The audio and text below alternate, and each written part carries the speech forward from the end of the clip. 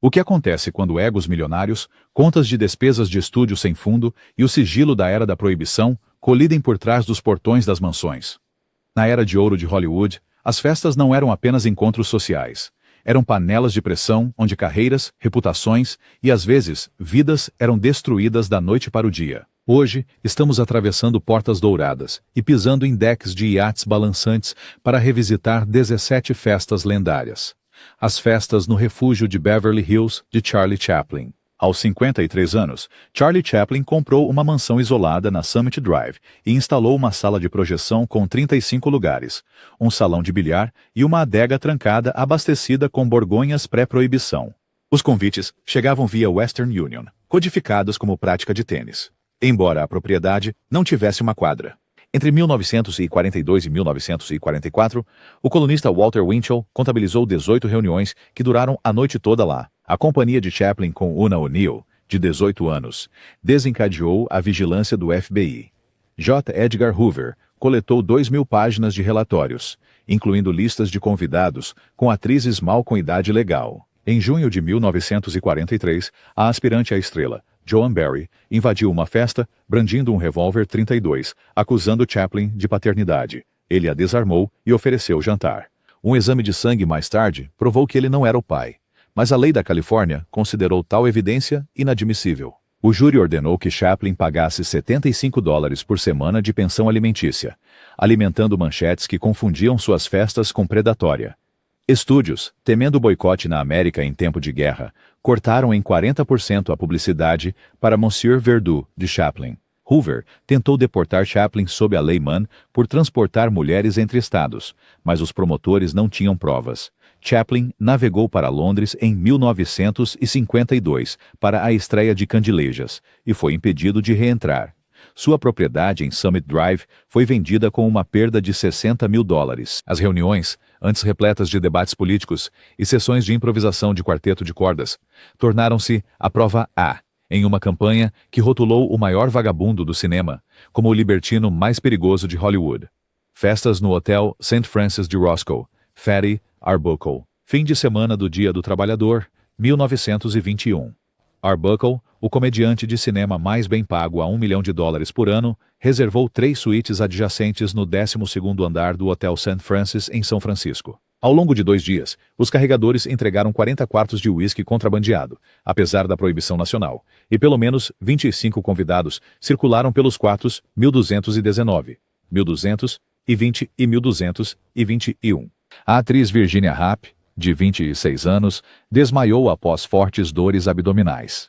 Ela morreu 4 dias depois de peritonite causada por uma bexiga rompida. O promotor Matthew Brady, de olho no cargo de governador, acusou Arbuckle de estupro e homicídio culposo, citando a declaração testemunhal de Maud Delmont de que Roscoe fez isso. Os estúdios imediatamente retiraram todas as cópias de Arbuckle. A Paramount perdeu aproximadamente $2 milhões em reservas dentro de uma semana. Seguiram-se 3 julgamentos sensacionais. Os 2 primeiros terminaram em júris sem veredicto. O terceiro, em abril de 1922, absolveu Arbuckle em 6 minutos, 5 dos quais o júri passou redigindo um raro pedido de desculpas. Sentimos que uma grave injustiça foi cometida. No entanto, o dano permaneceu. Will Hayes, novo chefe da Motion Picture Producers and Distributors of America, baniu Arbuckle da tela por 11 meses. Os exibidores recusaram-se a trabalhar com ele por uma década. Sua fortuna de $3 milhões diminuiu para cobrir honorários legais e trabalhos de escrita clandestinos sob o pseudônimo William Goodrich. A festa de Arbuckle, que pretendia celebrar um novo contrato de 3 filmes, em vez disso, detonou a primeira verdadeira crise de moralidade de Hollywood e deu origem ao código de autocensura da indústria. A vitória de Judy Garland na MGM Festas. Aos 16 anos, Judy Garland terminou de filmar O Mágico de Oz e entrou em um sistema de estúdios que recompensava sucesso de bilheteria com anfetaminas durante o dia e Seconal à noite. O publicitário da MGM, Howard Strickling, cunhou o termo Festa da Vitória para as reuniões pós-estreia no Chasen's ou no próprio salão de ensaios do estúdio Lot 2. Entre 1939 e 1945, os registros de folha de pagamento mostram Garland participando de 47 desses eventos, cada um custando, em média, $4.200 em catering, equivalente a $70 mil hoje. Os cardápios apresentavam As pessoas tomaram Singapore Slings, raros durante o racionamento, em tempos de guerra, enquanto um médico plantonista administrava pílulas estimulantes para que os artistas pudessem socializar, apesar dos horários exaustivos. O peso de Garland estava contratualmente limitado a 98 libras. A chefe do guarda-roupa, Irene Lentz, registrava as pesagens semanais, e quando Garland apresentava variações, Strickland organizava festas celebratórias, abastecidas com Dexedrine para reduzir o apetite. Em julho de 1947, após uma filmagem de 20 horas em The Pirate, Garland desmaiou durante uma festa no terraço do Hollywood Athletic Club, resultando em uma suspensão de 7 semanas sem pagamento. A administração do estúdio culpou a instabilidade emocional em vez dos 18 comprimidos de Benzedrine prescritos naquela semana. Em 1950, as contas de bar de Garland chegavam a $500 por noite no Heroes, levando o marido, Vincente Minnelli, a pedir separação, alegando extrema crueldade mental agravada por narcóticos. As festas de Garland não eram meramente indulgências, eram válvulas de escape institucionais, financiadas e agendadas pela própria MGM, provando que, na era de ouro de Hollywood, celebração e exploração muitas vezes compartilhavam os mesmos holofotes. As festividades Zaca de Errol Flynn. Quando Errol Flynn comprou a escuna de 118 pés, Zaca, por $50 mil em 1937, ele efetivamente adquiriu um reino flutuante além dos supervisores de estúdio e da jurisdição da polícia de Los Angeles. Registrado no Panamá, o iate podia ancorar a 3 milhas de Catalina, em águas internacionais, onde a lei de idade de consentimento da Califórnia parava na arrebentação. Flynn abastecia cada viagem com 200 garrafas de Moet e Chandon, 30 caixas de rum cubano e uma tela de projeção para exibir os testes de As Aventuras de Robin Hood. O publicitário do estúdio, Jerry Wald, contou pelo menos 100 convidados entre as filmagens, incluindo Beverly Adland, de 15 anos, cujo relacionamento com Flynn mais tarde gerou uma investigação de estupro legal em 1959. Em outubro de 1942, Flynn foi indiciado por 2 acusações de relações sexuais ilegais com Betty Hansen, 17, e Peggy Satterley, 16. Ambas participaram das festas no Zaca. Ele venceu as acusações depois que o advogado de defesa, Jerry Gisler, desacreditou o testemunho de Satterley, com discrepâncias no registro do hotel. No entanto, a frase "in like Flynn" entrou no jargão naval como sedução fácil. A Warner Brothers aumentou o prêmio do seguro de Flynn em 25% e designou ex-guardas da Pinkerton para o cais sempre que o Zaca atracava no porto de Los Angeles. Em 1952, salários não pagos da tripulação levaram as autoridades panamenhas a apreender a embarcação. Flynn readquiriu-a em 1953 por impostos atrasados e navegou até Maiorca, onde o iate se tornou um salão de jogos para aristocratas expatriados. Seus saraus marítimos fundiram o mito do aventureiro com um perigo legal muito real, eternamente vinculando o legado de Flynn à maré imprudente, Clara Ball e os boatos de futebol da USC. Clara Ball, a original It Girl, alugou uma mansão de estilo revival espanhol na Clubville Drive em 1929, a apenas 2 milhas do Coliseu da Universidade do Sul da Califórnia.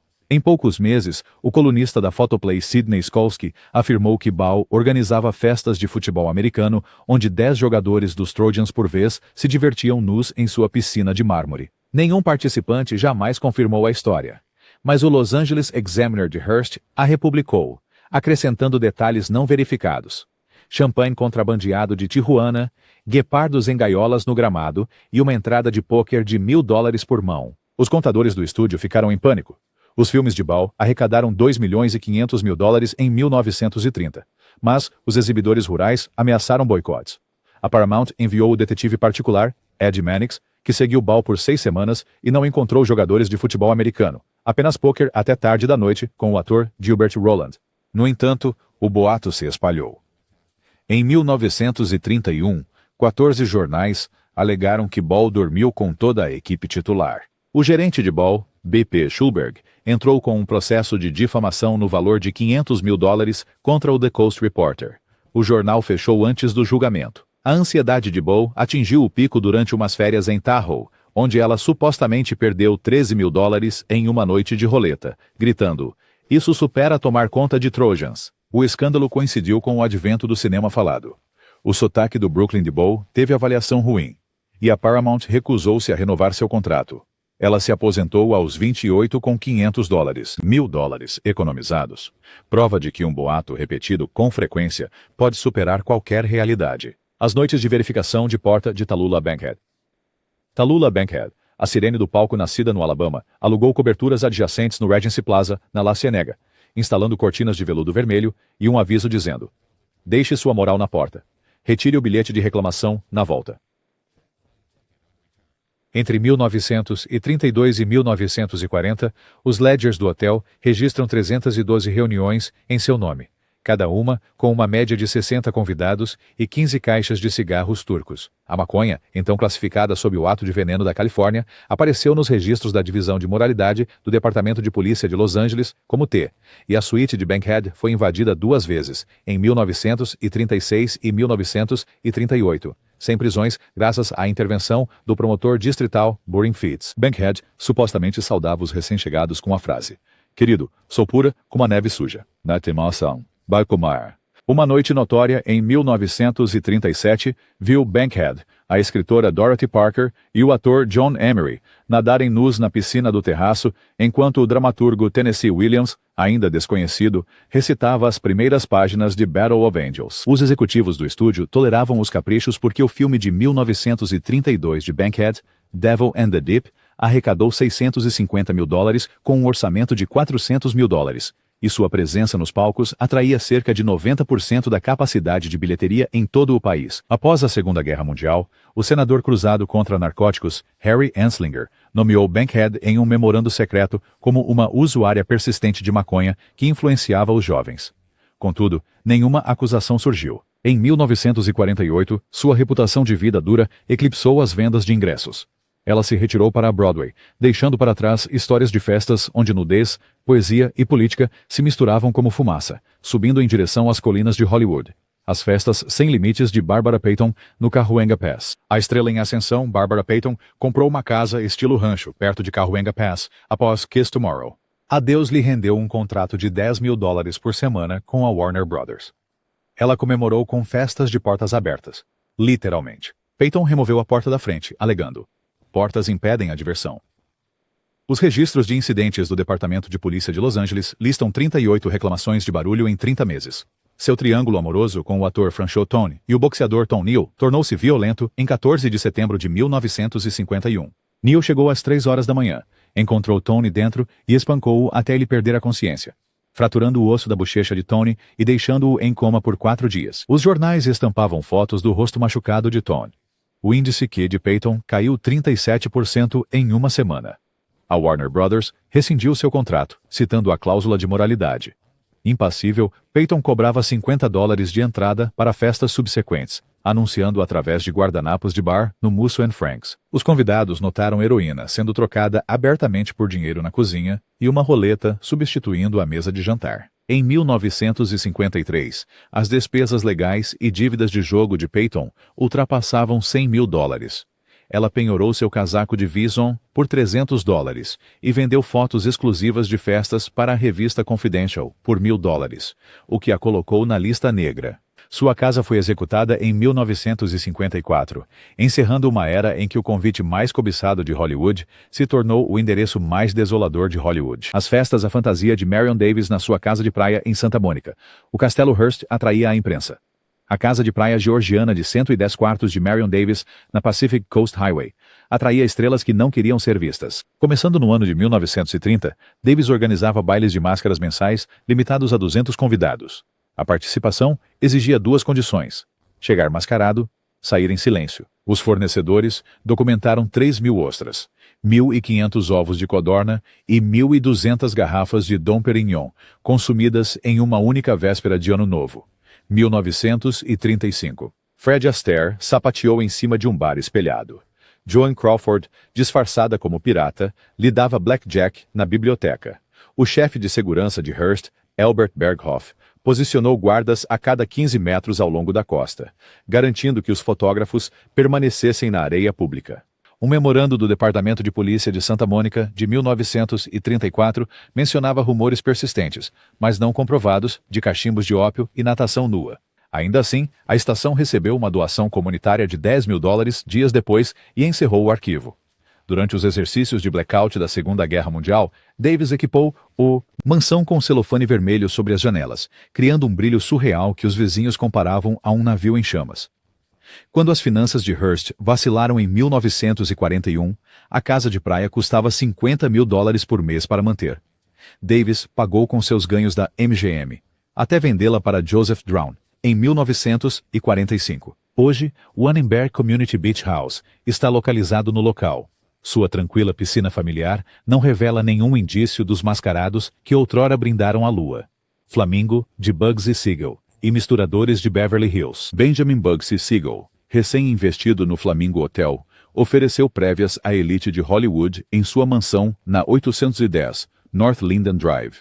O ator George Raft servia como maître de não oficial, guiando convidados como Clark Gable e Lana Turner pelo bar de quartzo rosa de $50 mil importado do Brasil de Siegel. A conta típica de bebidas de uma noite chegava a $5 mil, paga em fichas de cassino.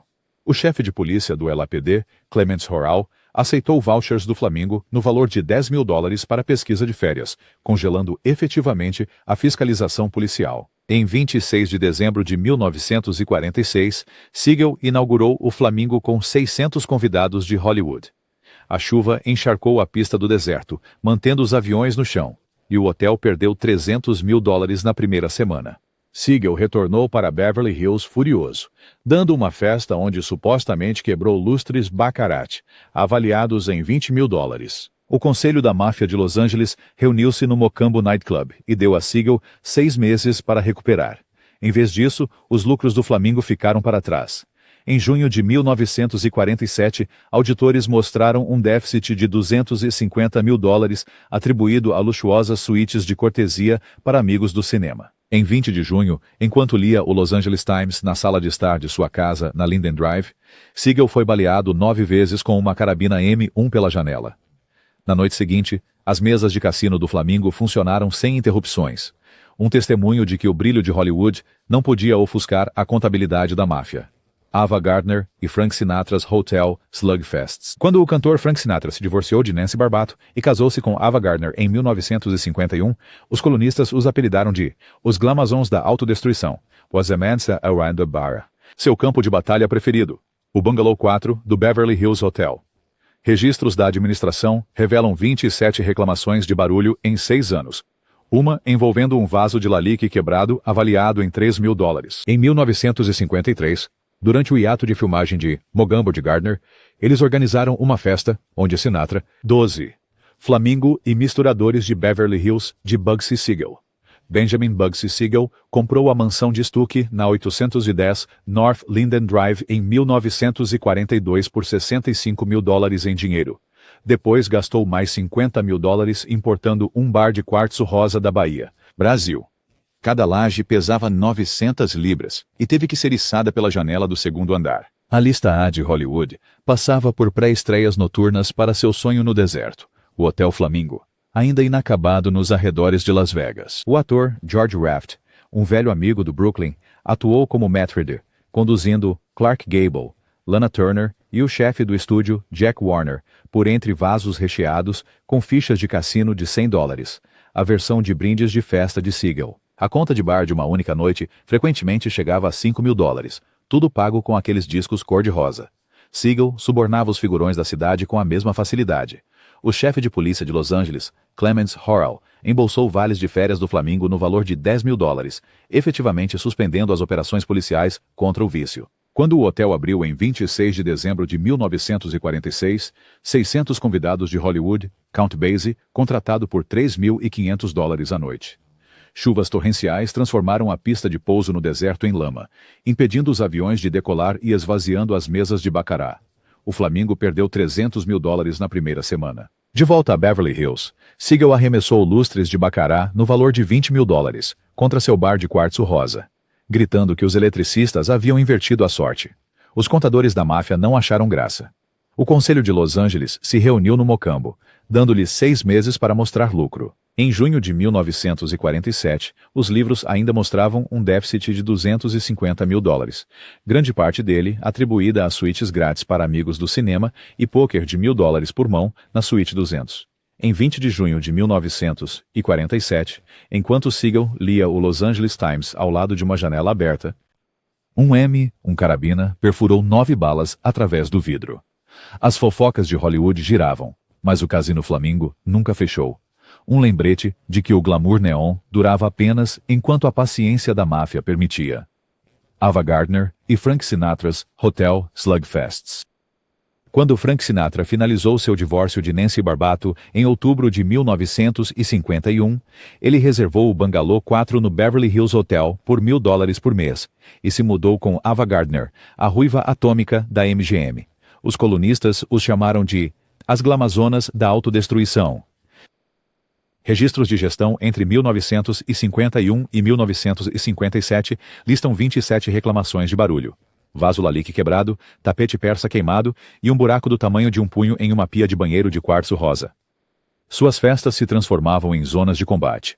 Durante a pausa de Mogambo de Gardner em 1953, Sinatra tocou seu novo single da Capitol, I'm Walking Behind You, 42 vezes consecutivas.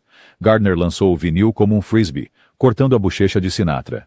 O maquiador Wally Westmore tratou o corte antes das refilmagens de A um Passo da Eternidade. A cicatriz é visível no quadro 1742 se você pausar o Blu-ray. O Oscar de Sinatra por aquele filme aumentou as apostas. Ele reservou o Crystal Ballroom do hotel, encomendou uma torre de 100 garrafas de Moet e cobrou da Columbia Pictures. Gardner não compareceu, tendo voado para Madrid para The Barefoot Contessa. Sinatra fretou um Pan Am Clipper, com 6 amigos e 30 caixas de Jack Daniels, aterrissando de surpresa em Barajas. Tabloides espanhóis registraram a discussão aos gritos na varanda. Ele quebrou um violão de $400. Ela lançou um colar de pérolas de $2.000 no Manzanares. De volta a Los Angeles, a conta noturna deles era em média de $1.200. E em 1957, o contador de Sinatra calculou $250 mil em danos a propriedades em 3 continentes. Gerentes de hotéis exigiam depósitos em dinheiro antes de entregar as chaves. Eles se separaram naquele mês de outubro. Nenhum decreto de divórcio poderia apagar a lenda de 2 supernovas cujo idioma do amor era em partes iguais canção de dor e vidro quebrado, ecoando pelos corredores de gesso rosa muito depois que as luzes do frigobar se apagavam. Seu novo single da Capitol Records tocou 42 vezes. Gardner lançou o disco de 45 rotações por minuto como um frisbee, cortando a bochecha de Sinatra. Maquiadores do estúdio esconderam o corte durante as refilmagens de A um Passo da Eternidade. O sucesso vencedor do Oscar daquele filme encorajou Sinatra. Ele reservou uma torre de champanhe de 100 garrafas para uma festa de encerramento, apenas para descobrir que Gardner estava ausente. Ela tinha voado para Madrid para filmar A Condessa Descalça. Sinatra fretou um Pan Am Clipper, chegando de surpresa com 6 amigos e 30 caixas de Jack Daniels. Tabloides espanhóis capturaram sua discussão na varanda. Sinatra supostamente quebrou uma guitarra. Gardner respondeu jogando um colar de pérolas no rio Manzanares. As contas do hotel deles chegavam a $1.200 por noite, e em 1957, o contador de Sinatra estimou $250 mil em danos materiais. Eles se separaram naquele ano, mas a lenda de suas festas explosivas se tornou sinônimo de romances alimentados por partes iguais de gin e ciúmes. Os salões do apartamento Ravenswood de Mae West. O Sky Salon de Mae West estava situado 120 pés acima da Rossmore Avenue, ocupando todo o 10º andar dos Ravenswood Apartments de 1930 em estilo Art Deco. 12 quartos que ela remodelou no que a escritora de fofocas Flora Belmuir chamou de um speakeasy para a alma. Em 1936, West pagou $175 mil em dinheiro, arrancou paredes internas, instalou tetos espelhados, carpetes Axminster de estampa de leopardo e um elevador hidráulico de palco, que podia elevar seu piano de cauda à vista com o toque de um botão. Convites com lábios vermelhos em alto relevo e a frase "Venha e me veja às vezes, meia-noite em ponto", foram enviados para o que ela rotulava de "fora da lei criativos", galãs ocultos, transformistas recém-saídos da Jewel Box Review, romancista Mercedes de Acosta e o campeão de boxe William Gorilla Jones, que West apresentava como meu guarda-costas, parceiro de sparring e, ocasionalmente, meu enfeite. Os salões sempre abriam à meia-noite e 1 minuto para escapar das equipes de moralidade dos estúdios. Com as cortinas fechadas, West recitava trechos atrevidos da sua peça banida de 1926, Sex, enquanto o pianista Stride, Willie the Lion Smith, tocava Ain't Misbehaving. O vice-capitão da LAPD, A. L. Jansen, destacava homens à paisana no saguão 2 vezes por mês, mas o advogado de West, a lenda do tribunal Jerry Gisler, os recebia com ameaças de processos por entrada ilegal, reforçadas pela Queixa de Direitos Civis de 1937 de West contra a cidade. Um encontro em fevereiro de 1940 viu o coreógrafo Hermes Pan ensinando passos de Jitterbug para Cary Grant. Louella Parsons transformou isso em ensaio selvagem de drag de Cary, inflando as vendas de ingressos para o filme de West, My Little Chickadee, em 18% naquela semana. O livro Razão Doméstico de West revela uma despesa anual de $18 mil em champanhe Pommery, servido aos convidados, enquanto ela própria bebia apenas refrigerante de creme por um canudo banhado a ouro. Ao longo de 18 anos e aproximadamente 500 salões, seu apartamento tornou-se um refúgio clandestino, LGBTQ, muito antes de Stonewall, um espaço onde a inversão de gênero e os trocadilhos prosperaram além do alcance do código de produção. Quando West se mudou para sua casa de praia em Santa Mônica em 1954, os inquilinos restantes fizeram uma petição para manter sua placa de latão na porta. Uma saudação silenciosa às noites em que a libertação escapava dos censores em uma risada com cristais. Seção de fotos de Jayne Mansfield, da Igreja de Satanás. Embora após a Era de Ouro, o espetáculo começou em uma mansão em Bel Air, anteriormente propriedade de Rudy Valley. Jayne Mansfield, em busca de publicidade depois que a Fox encerrou seu contrato, aceitou o convite de Anton LaVey para uma diabólica missa negra. Os convidados pagaram $100 cada, financiando a incipiente Igreja de Satanás de LaVey. Um bafomete de papel machê de 2 metros dominava o salão de baile. Mansfield posou de biquíni rosa ao lado de um altar masculino nu. Fotógrafos tiraram 200 fotos. A revista Time comprou 6, publicando uma. O gerente de Mansfield, Matt Simber, calculou que a divulgação adicionou 12 milhões de impressões na mídia. Mas custou-lhe um papel potencial em A Fine Madness, quando executivos da Columbia hesitaram. Grupos católicos queimaram sua efígie em Boston. Mansfield enviou a LaVey um bilhete de agradecimento, brincando: "O diabo está nos detalhes." O mito da festa se tornou mais sombrio após seu fatal acidente de carro, em 1967. Rumores afirmavam que LaVey havia amaldiçoado seu amante Sam Brody naquela mesma noite. Na verdade, relatórios da Patrulha Rodoviária da Califórnia atribuem o acidente a um semi-reboque envolto em neblina na rodovia US 90. No entanto, a Bacanal de Bel Air perdura como a flerte mais fotogênica de Hollywood com o ocultismo, provando que o valor do choque pode sobreviver até mesmo às 9 vidas de uma beldade. A festa pós-Madison Square Garden, de Marilyn Monroe. 19 de maio de 1962, pouco antes da meia-noite, as últimas notas de parabéns, senhor presidente, ainda ressoavam pelo Madison Square Garden, quando Marilyn Monroe saiu para os bastidores. Colocou um visão branco sobre seu vestido translúcido, de Jean-Louis. 2.500 cristais costurados à mão custaram $12 mil, e entrou em um Cadillac Fleetwood, preto que a aguardava. Seu destino estava 28 quarteirões ao norte, a cobertura duplex do presidente da United Artists, Arthur B. Krim, na rua 57 Leste, número 152, uma área de 500 metros quadrados com um solário na cobertura e vistas panorâmicas do rio East. A socialite, Bunny Mellon, escreveu à mão 60 convites em papel creme pesado. A lista incluiu política, imprensa e pura celebridade. John e Robert Kennedy, Frank Sinatra, Peter Lawford, Sammy Davis Jr., o colunista Earl Wilson e o chefe do escritório da Newsweek, Ben Bradley. O fornecedor de cream, Glorious Foods, gelou 144 garrafas de Dom Perignon, 55. Empilhou 30 libras de caviar beluga em gelo picado e dispôs 1000 canapés. Mousse de lagosta, ovo de codorna com trufa, foie gras torchon, em bandejas em formato do selo presidencial. 2 agentes da equipe de segurança passaram 1 hora cobrindo as lentes dos interfones no saguão, desativando o monta-carga e trancando o elevador de carga para frustrar os fotógrafos acampados na rua 57. Monroe chegou às 12h22 da manhã.